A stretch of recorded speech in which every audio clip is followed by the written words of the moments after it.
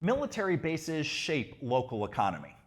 For example, restaurants, department, and furniture stores all benefit from military members stationed in that area.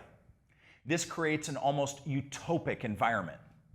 Even during an economic downturn, military pay is guaranteed, and thus spending stays more consistent.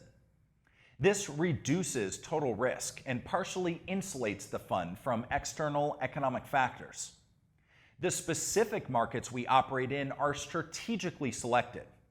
We examine the type of divisions on base, the volume of families rotating through, and the general economy around the base.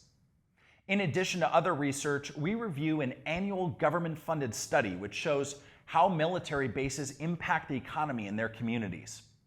We analyze this granular data to identify which bases to serve.